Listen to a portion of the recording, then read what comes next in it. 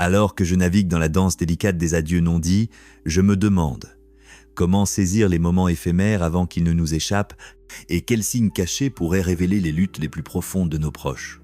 Après avoir entendu les réflexions poignantes de George, je me suis retrouvé à contempler le rythme de la vie qui accompagne souvent nos proches. En tant qu'observateur aguerri, j'ai appris que des changements subtils peuvent entraîner des transitions profondes. Mon cher ami Henry rit souvent lorsque j'évoque nos rituels, mais je crois que les rituels sont le cœur des relations. Un changement intrigant que j'ai remarqué, c'est lorsque la routine commence à s'évaporer comme la brume du matin, révélant un paysage de peur inavouée. Par exemple, je me souviens de l'été où ma voisine, mademoiselle Edna, a soudainement cessé d'arroser son jardin. Ce jardin était sa fierté, débordant de fleurs qu'elle entretenait chaque jour. Le moment où elle a négligé les fleurs a été un signal d'alarme pour moi. Il était temps de se rapprocher. Elle m'a ensuite partagé comment son défunt mari s'occupait du jardin avec elle. Son absence avait terni la joie que les fleurs lui apportaient autrefois. Henry, avec son esprit joueur, a interjeté pendant que je racontais cette histoire. « Ce sont les petits changements qui comptent, n'est-ce pas ?» a-t-il dit, se rappelant comment sa propre routine avait changé après le décès de sa femme.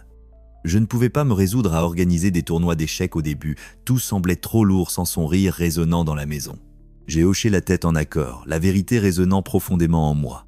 Les titres de nos vies, grand-mère, voisins, amis, encadrent notre identité. Et quand ils commencent à s'effacer, les échos de ces rôles attirent notre attention. Les changements de routine révèlent des couches de deuil ou de fatigue, signalant qu'un doux coup de pouce ou une visite chaleureuse pourrait être nécessaire. C'est alors que j'ai commencé à voir la beauté de se rassembler régulièrement autour de la table du jardin d'Henry. Cela symbolisait la connexion et la transformation. Un autre signe non-verbal souvent inaperçu que j'ai trouvé est le changement subtil dans les styles de communication. Lorsque les histoires vibrantes partagées à la table deviennent de simples extraits de conversation, il est temps d'écouter attentivement, de sonder délicatement sans être intrusif. L'hiver dernier, lors de l'un de nos rassemblements chaleureux, j'ai remarqué un flamboiement dans la narration de Clara. Je perdais la notion du temps en racontant une histoire, a-t-elle mentionné avec un sourire taquin, mais j'ai senti une hésitation derrière ses yeux. Maintenant, je file à travers, pensant à tout ce que je dois encore faire. En tant qu'ami, j'ai ressenti une douce urgence de raviver ses histoires, lui rappelant que ces récits étaient ce qui tissait notre tissu d'amitié. L'engagement, réalisais-je, doit être bilatéral. L'encourager à partager et enrichir son sentiment de connexion. Peut-être que l'une des leçons les plus touchantes que j'ai tirées de l'observation de ces signes subtils est la façon dont la physicalité peut trahir des pensées intérieures. Il y a une chaleur dans le rire, mais un regard qui dérive occasionnellement peut perturber l'équilibre. Henry a toujours été quelqu'un qui accorde de l'importance à la connexion par le toucher, une étreinte, une poignée de main, un coup de poing suivi d'yeux pétillants. Mais un jour, le printemps dernier, j'ai remarqué qu'il a hésité en tendant la main vers moi. « Tout va bien, Henry ?» ai je demandé, alarmé par la distance soudaine. Il a ri, mais cela ne s'est pas entièrement reflété dans ses yeux, révélant une inquiétude persistante en dessous de la surface. Il s'est avéré qu'il luttait avec des problèmes de santé, qui a retiré la vivacité de son rire. Ce moment a renforcé ma conviction que nos proches peuvent retenir le poids de leur fardeau, me rappelant de surveiller de près ces changements doux et non exprimés pouvant appeler à la compassion. Alors que je réitère ces leçons avec Clara et Henry, mon cœur se gonfle de détermination. Je veux partager que la vigilance ne rime pas avec fardeau, mais elle représente une opportunité d'être présent. Je me rappelle souvent que surveiller ces signes sert à cultiver l'amour. Alors que je me plongeais dans l'essence de notre conversation, une réalisation m'a frappé. La beauté de l'écoute va au-delà de simplement entendre des mots, elle atteint le cœur même du travail émotionnel. Au fil des années, j'ai été témoin du poids du silence dans les espaces de la communication. Ces moments profonds où les émotions jaillissent, dénués des dialogues traditionnels. Je me souviens d'une soirée en particulier lorsque George, mon voisin et ami de longue date, nous a rassemblés autour de sa table pour ce qui allait être un dîner d'adieu crucial avec son oncle bien-aimé, Arthur. Les rires se mêlaient aux larmes ce soir-là, tissant le tissu de leur histoire commune en quelque chose de tangible, de poignant. George incarnait un mélange de contentement et de vulnérabilité.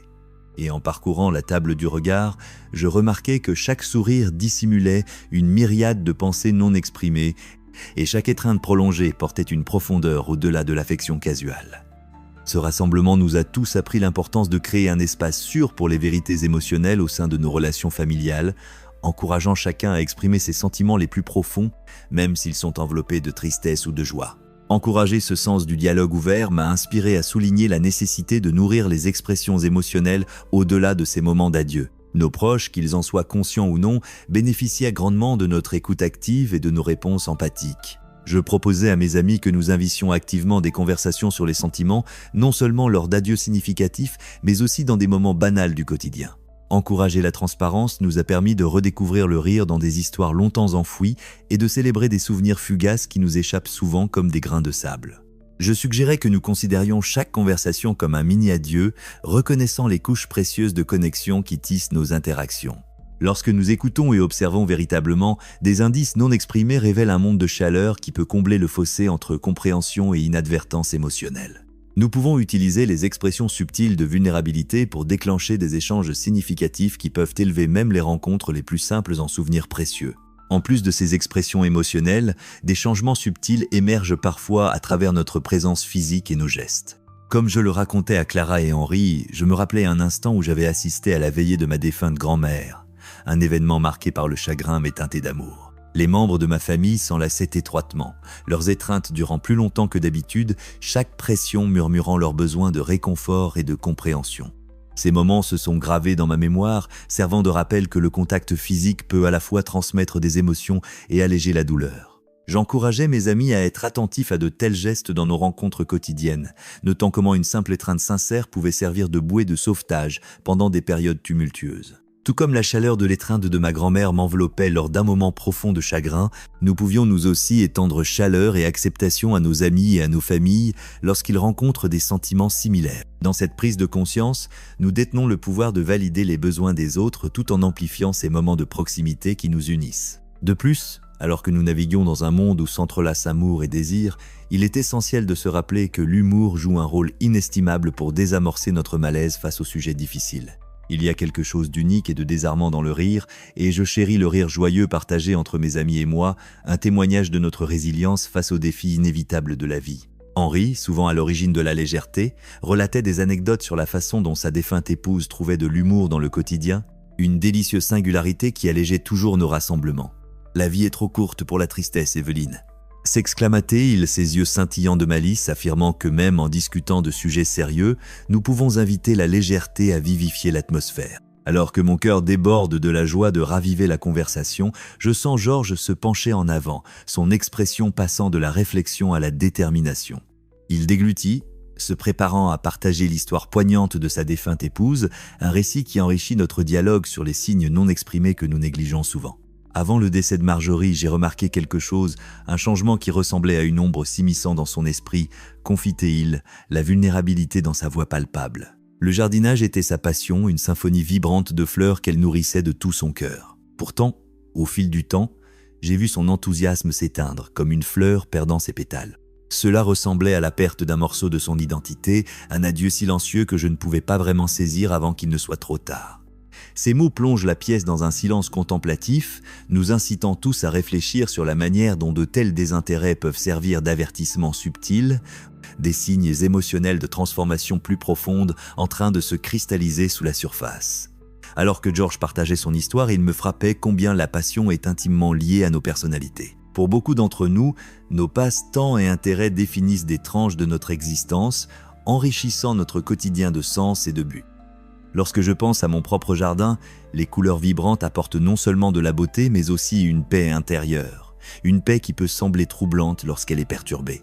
J'encourage mes amis à réfléchir à la manière dont nous pouvons rester vigilants face aux changements dans les passions de nos proches. Avez-vous remarqué quelqu'un autour de vous s'éloignant de ce qui lui apportait autrefois de la joie ? Demandai-je, désireux d'engager une conversation qui pourrait combler les fossés entre ce qui est vu et ce qui reste non dit. Je me sens réconforté en sachant que nous avons la capacité non seulement d'observer ces changements, mais aussi de raviver l'excitation, les invitant à revenir à des activités qu'ils chérissaient autrefois ou à explorer de nouvelles aventures ensemble. Henry, avec son rire contagieux encore résonnant à mes oreilles, intervint, son esprit joueur transparaissant. « Tu sais, Evelyne, lorsque Marjorie et moi avons vieilli, nous avons commencé ce jeu, une sorte de chasse au trésor de la passion. Je laissais des notes cachées dans le jardin, chacune menant à une nouvelle aventure que nous n'avions pas encore essayée. » Il partagea une lueur d'excitation en se remémorant leur parcours, explorant des cours de poterie, de danse de salon et même l'observation des oiseaux. Ces petites aventures devenaient notre moyen de rallumer des flammes vacillantes, dit-il, les yeux pétillants. Parfois, simplement présenter une opportunité de sortir de sa routine peut être l'étincelle qui ravive la curiosité et la passion. Son enthousiasme me remplissait d'espoir. Quel bonheur cela pourrait être de cultiver ensemble de nouveaux intérêts, tissant des liens à travers des expériences partagées. Clara se pencha en avant, entièrement engagée dans notre dialogue, ses cheveux roux bouclés rebondissant avec intensité. Et si nous organisions proactivement des événements dans notre communauté qui encouragent l'exploration et la connexion, proposa-t-elle. C'était une suggestion brillante qui déclencha un flot d'inspiration en moi. Que diriez-vous d'organiser des rencontres mensuelles où les familles locales pourraient partager leurs talents cachés? Que ce soit la pâtisserie, la peinture ou le récit d'histoire. Nous pourrions créer une communauté où chacun célèbre non seulement qui il est dans le présent, mais aussi qui il peut continuer à devenir en partageant ses passions. Dis-je, imaginant nos voisins se rassemblant, des rires enveloppant l'espace tandis que les histoires se déployaient.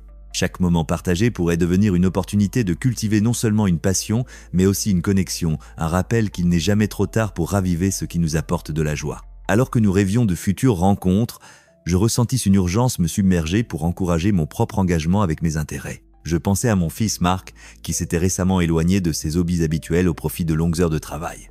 Je me décidais, alors que notre conversation dansait autour des possibilités et des passions, l'expression de Georges changea à nouveau, comme celle d'une page qui se tourne. Un autre signe que j'ai remarqué, commença-t-il, posant délicatement ses mains sur la table, c'est quand quelqu'un commence à se retirer de ses interactions sociales habituelles. C'est comme si la chaleur de la présence s'estompait lentement, comme le crépuscule avant la nuit. Il partagea une histoire touchante au sujet de son voisin âgé, un homme nommé Frédéric, qui avait toujours été l'âme des fêtes de quartier.